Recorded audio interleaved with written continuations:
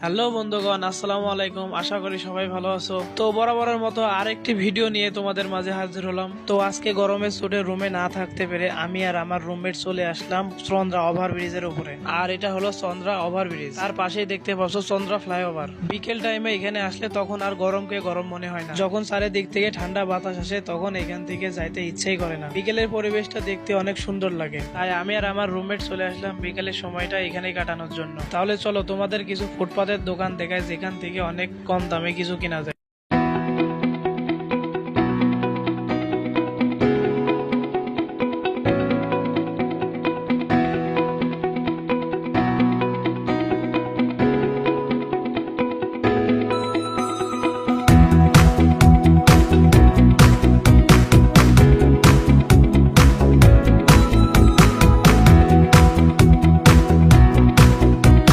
এখানে ফুটপাতের দোকানেও কিন্তু অনেক জমজমাট ভিড় হয়, কিন্তু সবাই ঈদের ছুটিতে বাড়ি যাওয়ায় সকল দোকানপাট বন্ধ। কিছু দোকানপাট খোলা রেখেছে, কিন্তু লোকজনের সমাগম একেবারেই কম। তো ঘুরতে এসে কিছু খাবো না এটা তো হবে না। রুমমেটকে বললাম চলো বট খেয়ে আসি, রুমমেট তো খাবে না, কিন্তু আমি তো ছাড়বো না। তো অবশেষে রুমমেটকে দেখা দেখায় আমি একা একাই খেয়ে ফেললাম। বট খেতে মোটামুটি ভালোই লাগে। রুমমেট কয়ে তাড়াতাড়ি খাও, ফলের জুস খেতে হবে, তাই তাড়াহুড়া করে খেয়ে চলে গেলাম ফলের জুস খেতে। এখানে বেশ কয়েক রকম ফলের জুস বানানো হচ্ছিল, পেঁপে, আম, বেল, আনারস। তার মধ্যে আমরা বেলের শরবতটাই খাইলাম, প্রতি গিলাস 20 টাকা করে। তো বেলের শরবতটা খাইতে অনেক সুস্বাদু ও মজাদার ছিল।